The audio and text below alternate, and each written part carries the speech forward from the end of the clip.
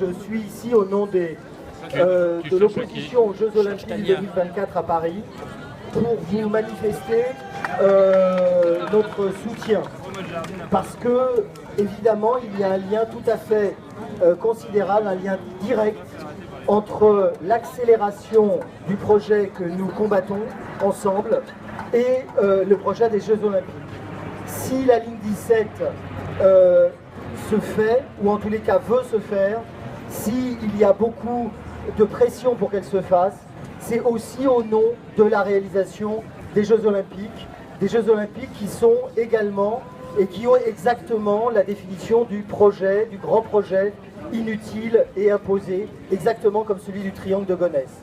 Donc nous travaillons, nous vous soutenons, évidemment nous allons être amenés à travailler ensemble. La décision qui va être prise au mois de septembre pour savoir si oui ou non les JO sont attribués à Paris en 2024 va nous amener à, si jamais Paris est désigné, à devoir travailler très souvent ensemble et à coordonner nos luttes parce qu'elles ont vraiment tout à voir l'une et l'autre. Donc nous sommes là, nous sommes avec vous et bien entendu il faudra que ce soit, évidemment nous souhaitons que ce soit totalement réciproque. Merci et nous allons continuer de lutter, je le crains, longtemps ensemble. Merci beaucoup. Merci Frédéric. Donc, voilà, je voulais citer aussi Sylvette qui est adjoint au maire de Courdimanche et qui est venue soutenir notre combat. J'appelle maintenant Sylvie Geoffroy-Martin qui est France Insoumise et je lui donne la parole pour 2 minutes. Bonjour, donc moi je suis venue ici pour soutenir cette lutte pour la préservation des terres agricoles. J'ai fait récemment des réunions publiques autour de ce sujet avec M. Bernard. Donc c'est un sujet qui nous intéresse beaucoup à la France Insoumise parce que effectivement dans notre programme on promeut l'agriculture biologique et on a besoin de terres agricoles pour pouvoir apporter le biologique au plus proche de nos habitations. Donc bien sûr je soutiens totalement cette lutte depuis longtemps déjà, mais là encore plus en tant que candidate France Insoumise. Donc on est avec vous, je pense que notre programme répond à beaucoup de vos interrogations et n'oubliez pas que bientôt vous aurez un choix à faire et j'espère que vous ferez le bon. Voilà, merci. Merci Sylvie Geoffroy. Je viens d'apercevoir Annie Lameur, qui est conseillère régionale ELV, qui vient soutenir notre combat. Et j'appelle Marc Nécan. Marc Nécan qui est de la Confédération des commerçants de France. Et dans un combat dans lequel Europa City se permet de parler beaucoup d'emplois, je suis très content qu'on puisse accueillir Marc Nécan de la Confédération des commerçants de France. Merci. Merci, bonjour à tous.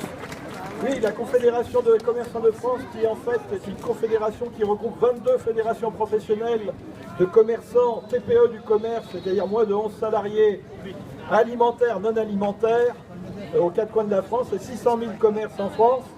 Nous luttons pour la revitalisation des centres-villes et nous luttons contre cette prolifération de centres commerciaux aux 4 coins du territoire. Il faut savoir que la France est championne d'Europe, pour une fois on est champion d'Europe de quelque chose, dans le nombre de mètres carrés de centres commerciaux par habitant. Avec les Anglais, nous sommes en tête. Et malgré tout cela, et malgré des centres qui se vident actuellement, j'en ai fait le constat encore cette semaine, les pouvoirs publics et les élus qui ont une grande part de responsabilité, parce que ce sont eux qui, dans le cadre de l'urbanisme commercial, accordent ou non les permis de construire. Et là, je dis halte là, il faut que les élus, on les mette au pied du mur et on leur dise ça suffit, il y a suffisamment de centres commerciaux, surtout dans cette zone est de Paris. Peut-être qu'il y a des coins en France où il y a une sous-dimension, je n'en sais rien. Mais justement, nous demandons un moratoire d'au moins 1 an pour mesurer vraiment quel est l'impact du commerce, des centres commerciaux par rapport au nombre de commerces.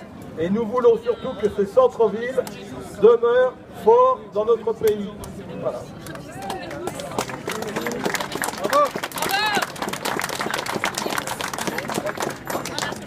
Merci encore une fois à Marc Nécan de la Confédération des commerçants de France.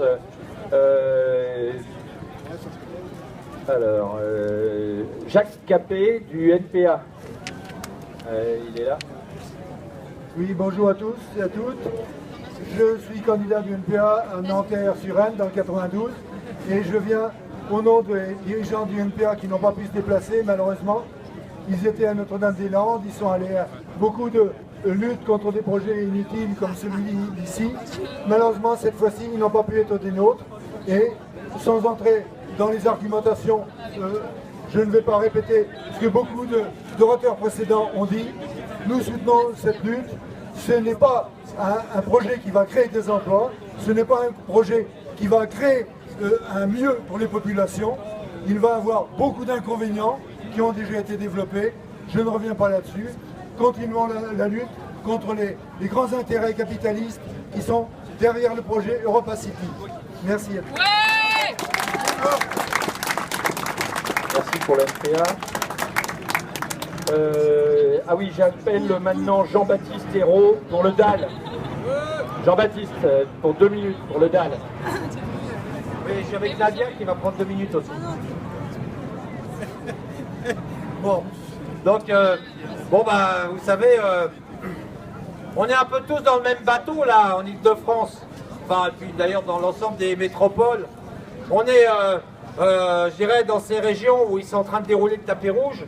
Alors pour l'Île-de-France, c'est la grande métropole qui fait la concurrence avec New York, Tokyo et compagnie, et qui commence donc sur l'île de la Cité, où ils veulent nous faire un Disneyland, qui se passe alors ici, plateau de Saclay, et ici, en passant par tous les quartiers populaires qui détruisent, parce que évidemment c'est là que se font les profits de la spéculation immobilière. Spéculateurs, spéculation immobilière, le BTP, les grands intérêts financiers des multinationales, les amis de Macron. N'oublions pas que le programme, qu'est-ce qu'il y a? Next City. Ah oui, Next City, elle m'a dit Next City, voilà. Next City, copain de ma... Voilà. Bon, et donc, si vous voulez, aujourd'hui, c'est clair qu'on doit se retrouver à un moment donné ou à un autre pour lutter contre ces grands projets, parce qu'on sait bien que ce qui se passe ici, c'est lié aussi avec toutes ces politiques d'urbanisme agressives et violentes qui sont mises en place contre les classes populaires et contre les habitants de l'Île-de-France. Merci, à toi, c'est un droit. Bon, moi rapidement, ce n'est pas prévu, donc je vais le faire vite fait. J'habite dans une cité dans le 92 qui s'appelle La Butte Rouge, à Châtenay-Malabry. C'est une cité jardin où il y a 8000 habitants sur 3800 logements. Tous logements sociaux PLAI, c'est-à-dire les plus faibles loyers du marché. Visiblement, c'est une cité trop bien pour les pauvres. Et aujourd'hui, le maire et l'office HLM ont décidé de casser un tiers de la cité et d'en faire une accession à la propriété, un tiers en augmentant du double les loyers et un tiers en conservant les loyers. Bon, il faut savoir qu'à Châtenay-Malabry, dans la Butte Rouge, le revenu médian, il est de 13 000 € par habitant. Donc là, ce qui est en train de se passer, c'est une véritable épuration sociale. Là, ils sont en train de détruire tous les HLM qu'il y a dans Paris et dans la région parisienne. Ils disent qu'ils construisent des logements sociaux. Ce n'est pas des logements sociaux, parce qu'ils sont trop chers. Et ils sont en train de casser tous les PLAI. Donc nous, sur la Butte Rouge, on a constitué un collectif de locataires et on essaye de se battre contre ce projet de destruction. D'abord parce qu'il faut des logements pour les pauvres ou ceux qui ont des faibles revenus, et également parce que cette cité a été construite dans les années 30. C'est un modèle de cité sociale, construite pour les pauvres, à l'époque pour les ouvriers, les employés, les gens qui avaient des faibles revenus. Et c'est une véritable cité, c'est-à-dire il y a tout ce qu'il faut pour y vivre correctement. Les bâtiments ne font pas plus de 3 étages, il y a autant d'espaces verts que de bâtiments. C'est sûrement trop beau pour les pauvres. Et aujourd'hui, ils veulent casser cette, je sais pas, c'est ce qui s'est fait de mieux, à mon avis, aujourd'hui, sur le logement social. Et ils veulent casser cette expérience. Donc bon voilà, on est en train de se battre, comme beaucoup d'autres sur la région parisienne, et que je ne vais pas répéter ce que disent les autres, mais je pense qu'il y a nécessité de se regrouper pour se battre contre ces projets, pour imposer des logements sociaux pour les plus défavorisés, les gens qui ont des moyens faibles. Voilà. Et donc on vous invite à faire la marche contre le ministère fantôme. Vous avez peut-être entendu dire qu'il n'y a pas de ministère du logement. Donc on va aller à la recherche du ministère fantôme du logement. Mercredi 24 mai à 17 h, rendez-vous à Palais Royal. Pas mal. Mercredi prochain. Voilà. C'est une bonne chose. Alors, je voudrais voir Annie Lameur. Annie, si tu peux venir nous rejoindre au camion. Annie Lameur. Et maintenant, je vais avoir Maintenant, c'est Bernard Loup, le président historique du collectif pour le Triangle de Gonesse, qui va prendre la parole. Et Bernard est accompagné de Étienne Ambroselli, qui est l'avocat du CPTG. Bernard, je te laisse la parole, mais je vous demande à tous de faire une ovation à Bernard. Merci.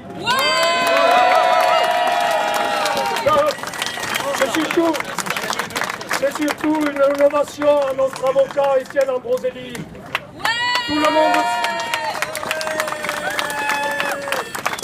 Tout le monde sait que les avocats n'aiment pas parler, donc je vais parler sur le juridique à sa place. Je voudrais insister sur ce côté. C'est bien évidemment votre présence qui fera gagner la lutte, mais on a besoin aussi de mener la lutte sur tous les fronts, et y compris sur le front juridique. On a souhaité que parce qu'on a des expériences précédentes, on a souhaité que je sois un avocat militant. Étienne Ambroselli est l'avocat de Bure. Il est en contact avec des avocats qui luttent contre Notre-Dame-des-Landes. On a besoin d'avocats militants, mais on a besoin aussi que ces avocats militants puissent vivre et que le travail qu'ils font pour répondre aux mémoires des tribunaux, qu'ils nous aident à dépouiller toutes les difficultés juridiques qu'il peut y avoir. On a besoin du soutien financier de tout le monde. On a besoin de rassembler 10 000 € au cours de l'année. Vous allez sur le site Non à Europacity et faites des dons. C'est l'association Les Amis de la Terre qui fait partie du collectif pour le Triangle de Gonesse qui collecte et qui vous feront des reçus de dons. Au niveau juridique, on a, comme le projet est saucissonné, on a une multitude de procédures. On a une procédure en cours contre la création de l'arrêté préfectoral de création de la ZAC. On a une procédure contre la déclaration d'utilité publique de la ligne 17 Nord qui est en cours. On a une procédure au niveau de l'Europe, de la commission des pétitions, pour le saucissonnage du projet et le non-respect des directives européennes. Il va y avoir l'enquête publique sur le PLU. On va être obligé d'engager également une procédure sur le PLU. On a besoin d'avocats. On a aussi des avocats militants qui travaillent bénévolement sur ces dossiers-là. On a besoin qu'ils puissent vivre et nous aider correctement. On compte sur vous. Merci. Merci Étienne Ambroselli pour toute l'équipe d'avocats bénévoles qui sont autour de toi. Et Samuel Lalande, qui démarre derrière.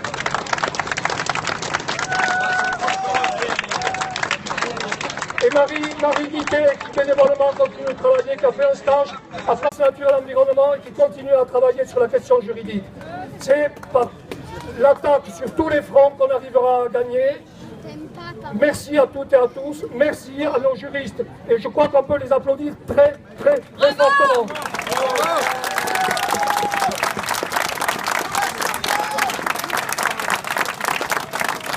Bien, alors on reprend les prises de parole.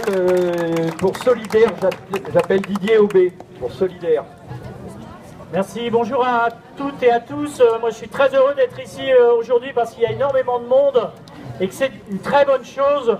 Et pour cette lutte qui est exemplaire et emblématique parce qu'elle s'inscrit complètement dans le projet pharaonique du Grand Paris qui ne correspond en rien aux besoins de la population, aux besoins aussi bien en termes de services publics, en termes de logement, en termes d'infrastructures et bien sûr de ce point de vue-là en termes d'emploi également. Et on apporte bien entendu notre soutien, le soutien logistique en partie aujourd'hui, mais pas seulement. On espère pouvoir continuer à vous aider avec les copains du 95, du 93 et aussi sur Paris et sur l'ensemble de l'Île-de-France. Et dans la lutte, on va continuer et on arrivera bien entendu à gagner. Je vous remercie.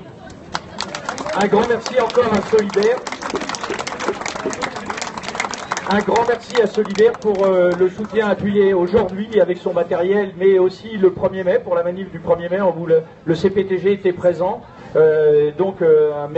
Encore merci à Solidaire. Je voulais dire aussi, rajouter derrière Bernard, que nos avocats, moi j'ai vu Étienne Ambroselli, Samuel Lalande, les chaussures pleines de boue dans le triangle de Gonesse sous la pluie, en train de s'imprégner de l'ambiance du triangle de Gonesse pour pouvoir monter les dossiers. C'est des choses qu'il faut savoir. On dit qu'il y a des gens qui mouillent leur chemise. Ben moi j'ai vu des avocats qui salissaient leurs chaussures sur le triangle de Gonesse. Merci encore Étienne, merci encore Samuel. On me dit de vous signaler aussi que comme il fait très chaud, il fait très beau, on avait convoqué le soleil et le beau temps, il y a une buvette qui est présente ici, une buvette sur le parking. La buvette est sur le parking. Hein, donc maintenant, j'appelle Claudine Parère pour la COSTIF. Claudine. Bonjour, la COSTIF, c'est la coordination pour la solidarité des territoires et contre le Grand Paris. Oui, parce que tout ce qui aujourd'hui est dit par les uns et par les autres, c'est bien dans le cadre du Grand Paris, ça vient d'être dit il y a quelques instants, mais c'est vrai que nous voyons surgir des petits projets inutiles, des grands projets inutiles, et que tout le Grand Paris, c'est un grand projet inutile qui nous est imposé. C'est un déni de démocratie, les habitants ne sont pas consultés. C'est un projet qui massacre l'avenir de nos enfants parce qu'il massacre les terres agricoles. C'est un projet qui détruit la vie sociale, qui détruit la vie des gens parce qu'elle les transporte d'un bout à l'autre de Paris. C'est un projet qui détruit les patrimoines, qui détruit les liens affectifs. C'est un projet aussi qui va vers plus de consommation, toujours plus de consumérisme, toujours plus de productivisme, toujours plus de compétitivité. Et nous, on n'en veut pas de ce monde-là.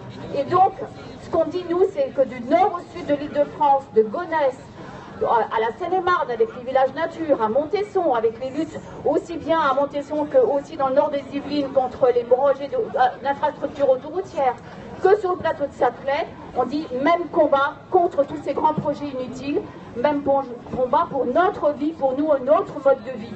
Et sur le plateau de Saclay, nous avons la même problématique avec le sacrifice de terres agricoles au profit d'opérations immobilières.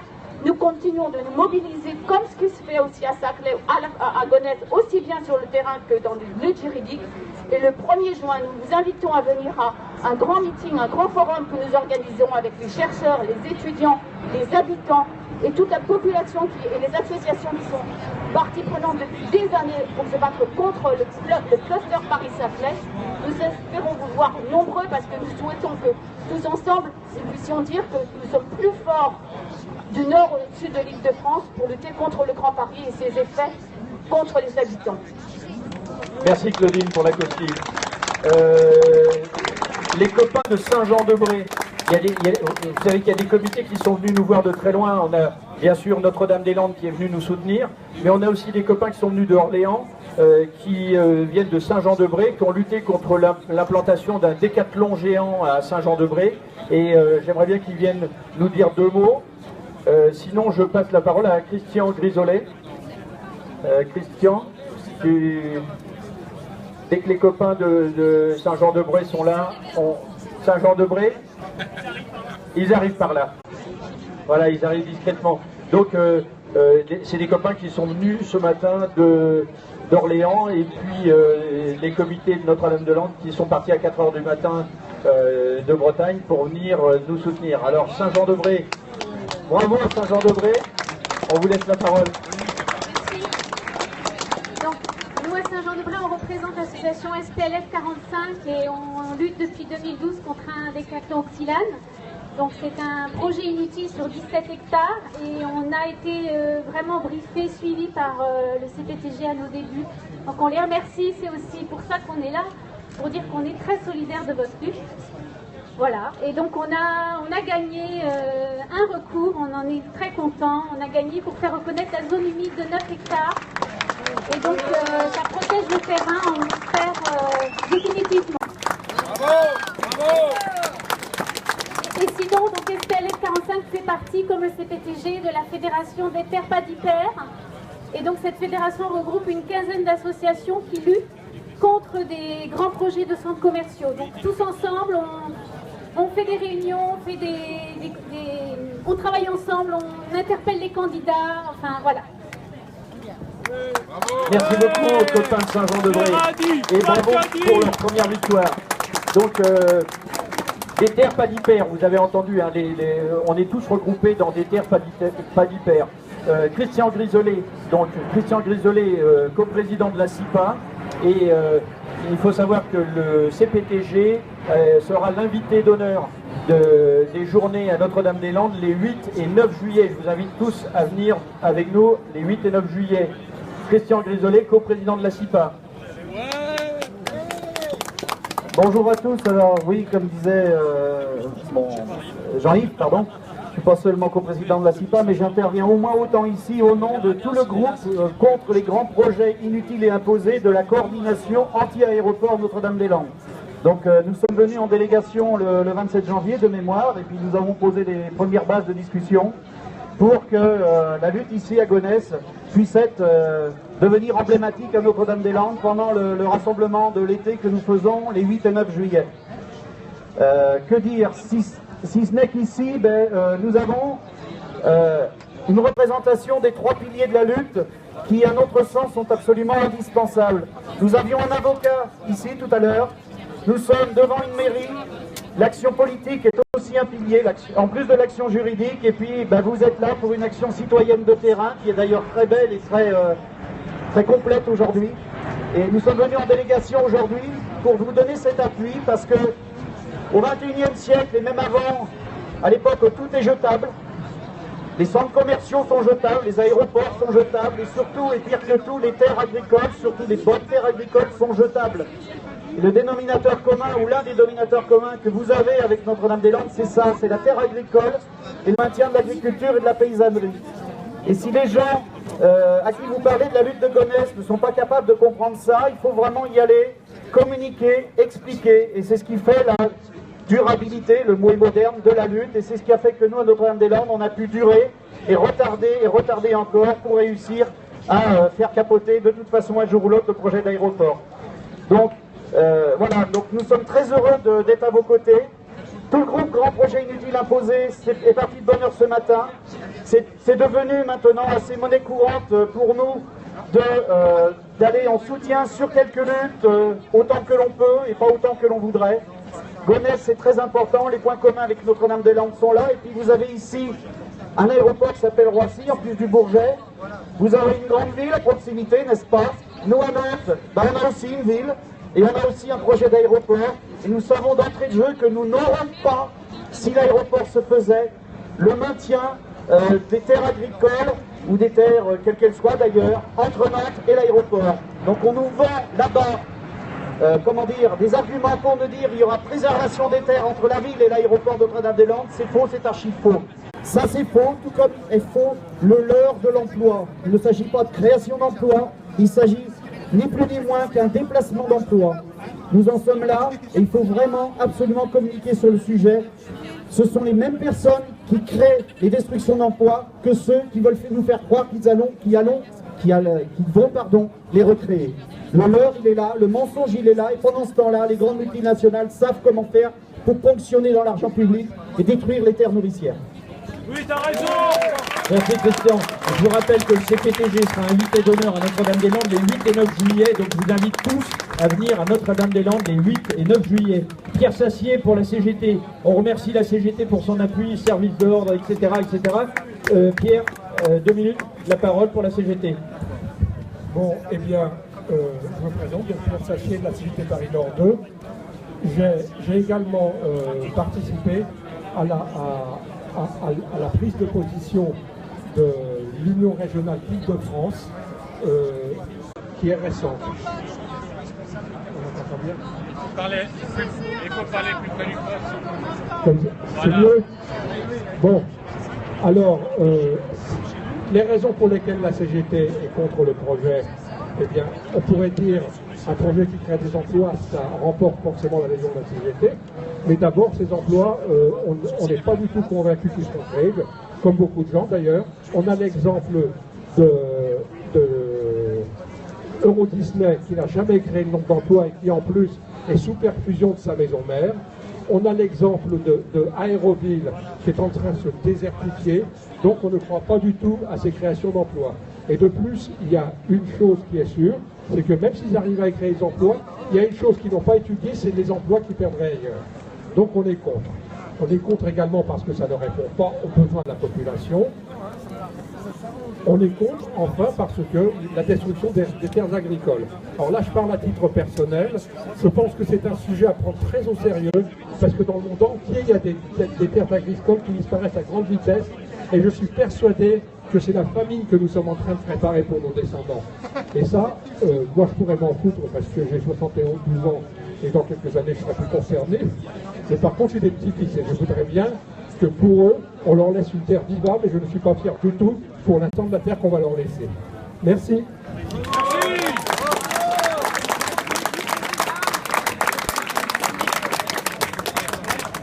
Alors, où est-ce que j'en suis? Donc, j'appelle Laurent de Terre Fertile.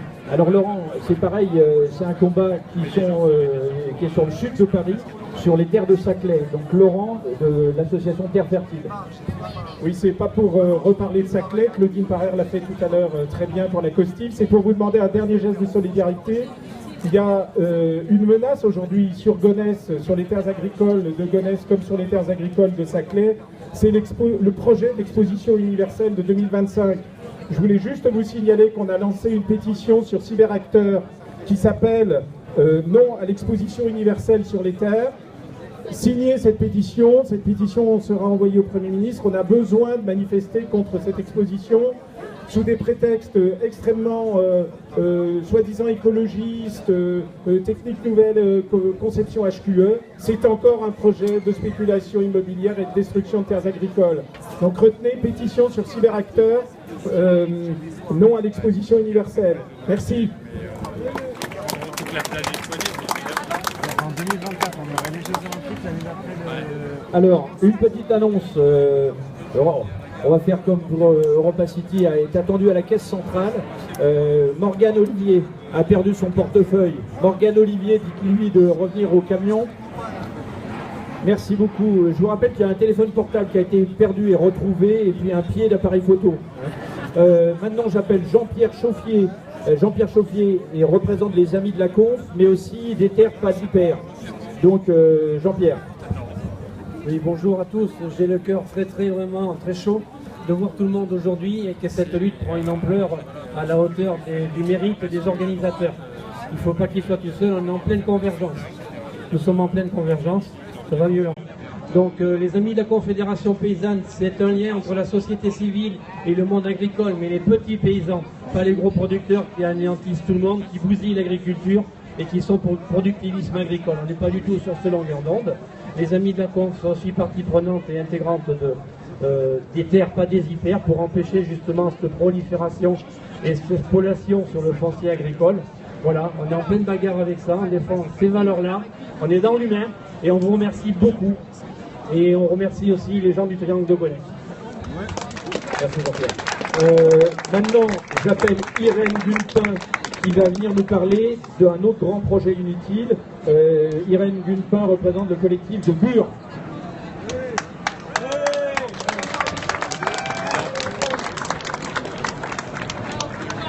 Non seulement c'est un projet important, mais c'est le plus fou et le plus fou de France qui existe actuellement. Puisqu'il s'agit de l'enfouissement des déchets radioactifs de toutes les centrales de France. J'ai pas trop de voix, excusez-moi. Hier, nous avons manifesté à Saint-Dizier dans le cadre des 300 000 pas. Hélas, nous n'étions pas aussi nombreux que nous ici aujourd'hui, mais c'était quand même une réussite. Et nous avons fait passer le message que nous voulions faire passer à la fois à la population qui ne bouge pas et aux élus qui continuent à nous mener en bateau. Alors, actuellement, le problème, c'est dur, bien entendu, mais c'est aussi toute la région qui est en train d'être nucléarisée. On y installe une blanchisserie à Joinville, on y installe un centre de triage des matières contaminées à Guillemot, une autre usine à Violaine qui doit traiter des pièces détachées des centrales nucléaires. Enfin, il y a des métastases dans toute la région. Et ce que l'on a voulu montrer hier en organisant un rallye le matin, c'est justement montrer toutes ces réalisations qui, paraît-il, sont les mesures compensatoires du projet de Bulle. En fait, c'est du nucléaire partout. Alors, bon, ce que je voudrais dire, c'est que vraiment on a besoin de vous. On est 180 000 habitants. Nous sommes, bon, la maison de Bure, il y a heureusement une équipe de jeunes qui a donné un renouveau au militantisme. Sinon, nous les anciens, nous sommes une cinquantaine en se comptant sur les doigts. Et c'est pas suffisant actuellement, on est un petit peu débordé par ce qui se passe. Alors, mercredi dernier, il y a eu une nouvelle délibération pour céder la forêt. Elle a à nouveau été cédée 6 voix pour contre 5. Bon, Antoine Ambroselli, heureusement, est là. Il y a un recours qui est en cours. Et demain, je sais qu'ils sont tous au travail. Enfin voilà, bon, je pourrais continuer à parler pendant des minutes, mais je vais terminer. Et ce que je demande, effectivement, c'est qu'on soit de plus en plus soutenus.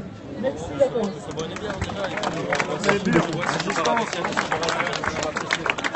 Bonjour, j'ai une annonce à faire. Tous les drapeaux d'Europa City, on voudrait les récupérer, s'il vous plaît. Donc tout ce qu'on vous a donné en manif, vous allez voir les personnes qui ont un gilet jaune. Vous les donnez à là, les gens qui sont là, mais il faut qu'on les récupère. Merci. Alors, la manifestation s'arrête ici.